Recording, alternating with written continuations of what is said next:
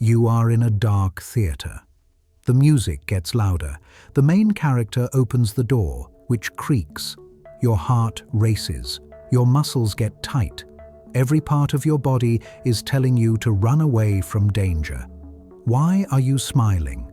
You spent money on this. You made the choice to be scared.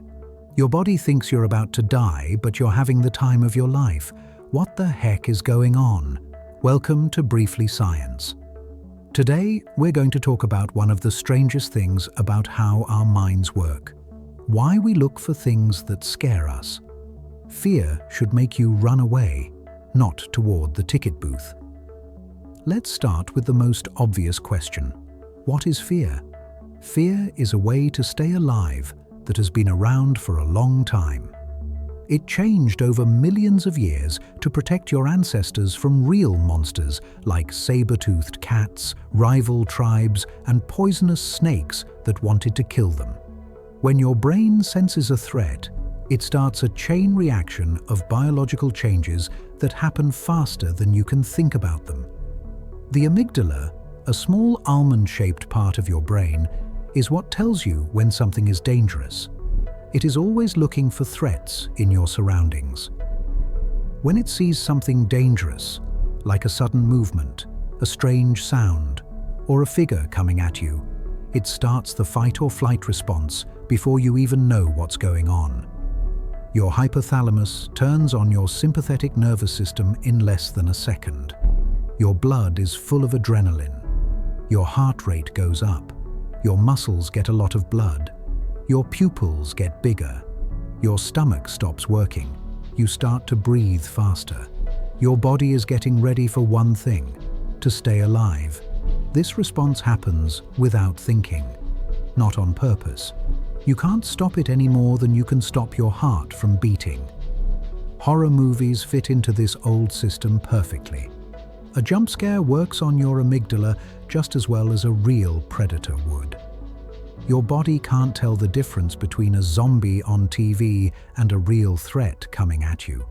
So it does what evolution told it to do: freak out. But this is where things get strange. After that first wave of fear, something else happens. Your prefrontal cortex, which is the part of your brain that thinks and makes decisions, kicks in. And it tells you something very important. Calm down. You're safe. This isn't real. This is the trick that makes horror movies and TV shows possible. Your amygdala is yelling, "Danger!" and your prefrontal cortex is quietly saying, "It's just a movie." This is what researchers call contextual threat assessment. Your brain combines information from your senses with more general knowledge about your situation. You're in a theater with other people. The lights are low but not completely off. You can go whenever you want. The monsters on the screen can't get to you. Your brain takes in all of these contextual clues and calls the situation a safe threat. This is a big part of what the ventromedial prefrontal cortex does. It talks to your amygdala all the time, changing how scared you feel depending on the situation. Your VMPFC tells your amygdala, "Yes, that's a threat stimulus, but we're in an attraction we paid to enter, so calm down." This is what happens when someone jumps out at you in a haunted house. This back and forth between your primitive fear system and your rational brain makes something amazing happen. You can feel real fear while also knowing you're safe. It's fear with a safety net.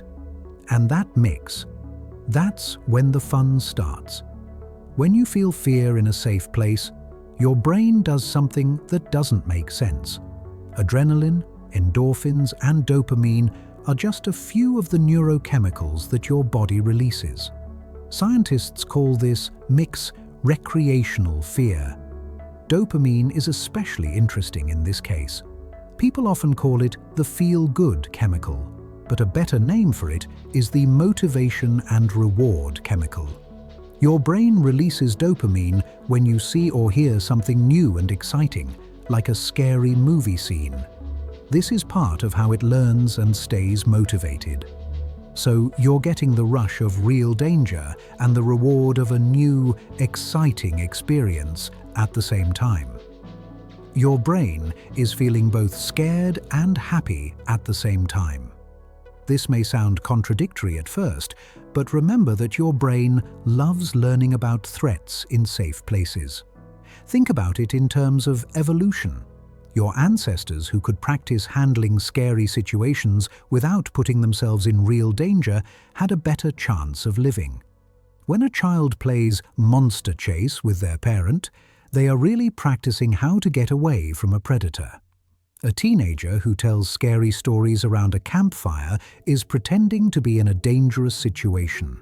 Horror movies and TV shows might be the modern version of this old practice. Researchers at Aarhus University's Recreational Fear Lab found that horror fans were better able to handle the stress of the COVID-19 lockdowns than people who didn't like horror. They had been working on controlling their emotions by putting themselves in scary situations on purpose. You're teaching your brain how to deal with scary feelings. You're learning how to deal with fear and how to get through it. Your brain gets a little feedback every time you finish a scary movie. See, we can deal with this, we're fine. But here's the important part. Not all fear is fun. There is a sweet spot, in fact.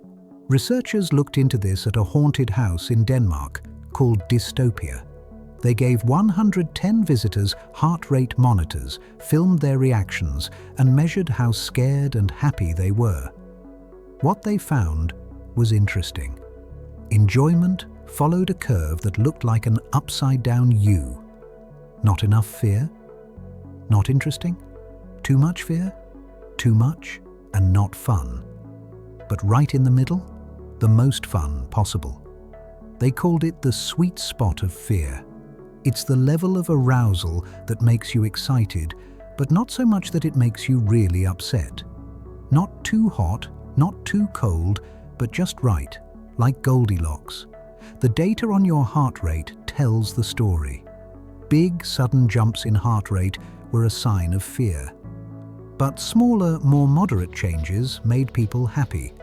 People liked just right arousal dynamics, enough to feel excited but not scared. And here's the crazy part. Everyone's sweet spot is different.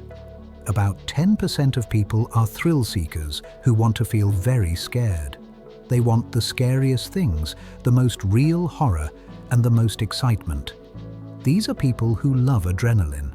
There are also white-knucklers who still like horror but work hard to keep their fear to a minimum.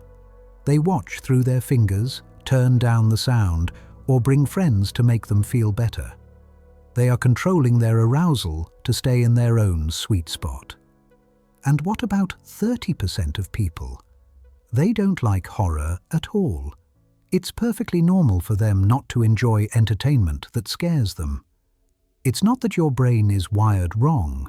You just have a different level of arousal that works best for you. But for those who do enjoy it, the experience brings out something very human. Play. That's true.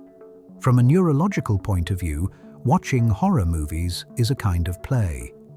Horror fans are playing with fear, just like kittens practice hunting by pouncing on toys, or kids play tag to practice how to chase.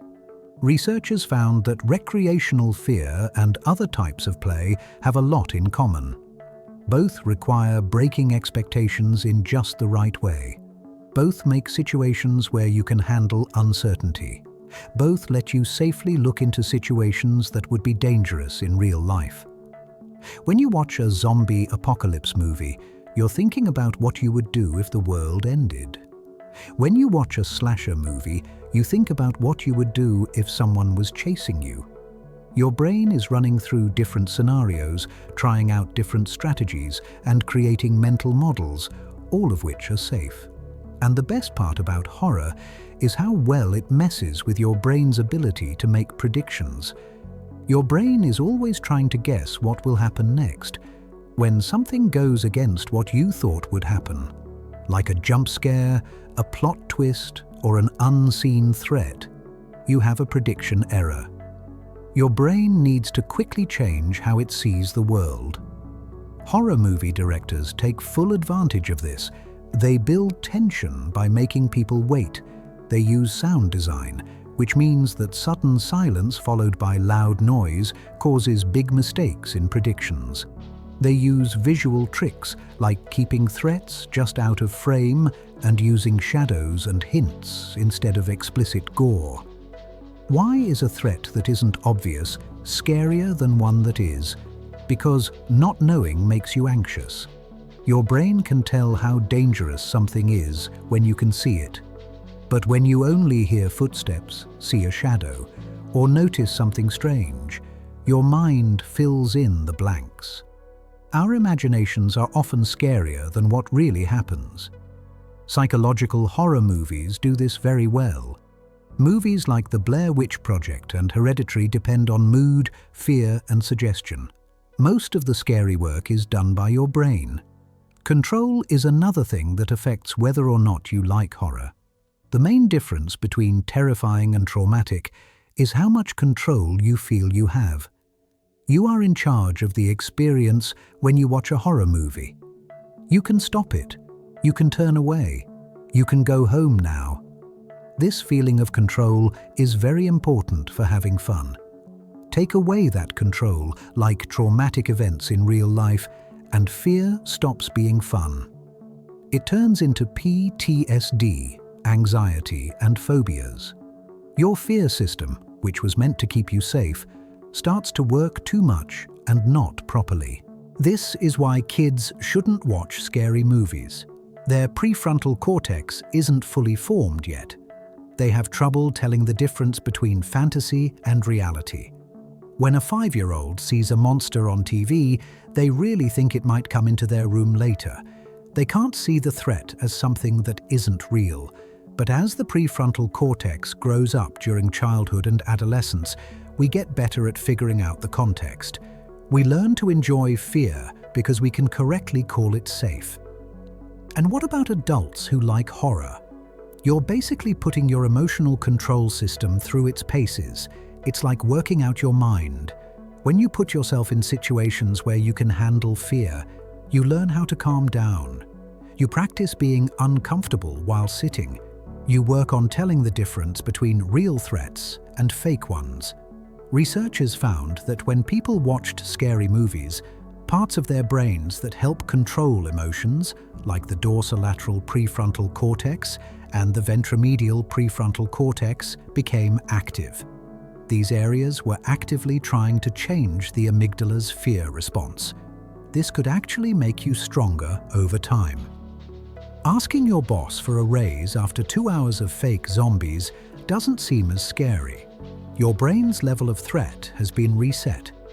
Some evidence even suggests that horror fans learned how to deal with things better during the pandemic. They had been mentally going over terrible situations for years. They had already thought of worse things that could happen. But let's be clear, horror isn't a form of therapy. It doesn't fix anxiety disorders. And if you have PTSD or severe anxiety, horror might make things worse instead of better. This isn't about making yourself go through things you really don't like. It's about figuring out why people who like horror movies are getting something good for their minds from them. So, what really goes on in your brain when you watch a scary movie? First act, your amygdala picks up on threats and makes you feel aroused. Heart racing, adrenaline pumping, and muscles tight. Second act, your prefrontal cortex looks at the situation and sees that it is safe. We're in a theater. This is made up. We're fine. Third act, dopamine gives you a reward for the new and exciting experience. As the stress goes away, your brain releases endorphins.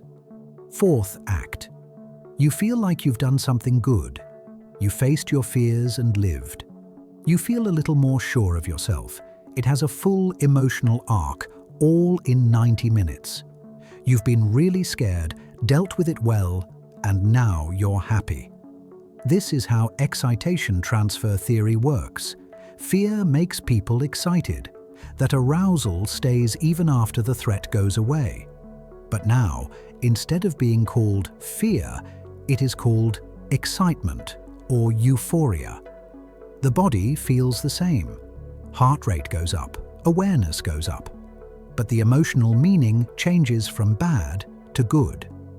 When the main character finally beats the monster, or when the credits roll and you walk out into the light, all that leftover excitement turns into relief, satisfaction, or even happiness. Your body was scared. Your brain knew you were safe. And somehow, that contradiction makes me happy. This is what makes it beautiful. We have big, smart brains that make horror movies possible. No other animal willingly pursues imaginary dangers for amusement. Your dog doesn't like scary movies. Your cat doesn't go to haunted houses. We are the only ones who can pretend to be in danger, play with our own fear response, and separate the feeling from the real threat. It takes a lot of thinking, the ability to understand other people's thoughts, and the ability to tell the difference between real life and fiction. In a strange way, horror movies show how smart people are. We are smart enough to fool our old survival systems into thinking there are threats that aren't real, and we are smart enough to enjoy the irony. So, the next time someone asks why you're watching a scary movie, you can tell them that your amygdala thinks you're about to die. Your prefrontal cortex knows that you are completely safe. And what's the best place to be between those two states? That's where people play with one of their most basic emotions, learn how to control it, and feel a little bit braver. Fear used to help us stay alive in a world where real predators were around. Now we do it on purpose because our brains like the challenge of handling it. We've made our biggest weakness, our ability to scare people, into fun. And to be honest, that's pretty cool. If you liked finding out why your brain likes being scared, subscribe to Briefly Science to learn more about the strange and interesting things that make people tick.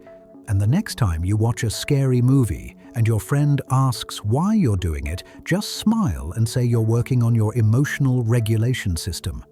Or maybe you just like yelling at zombies. That's okay too.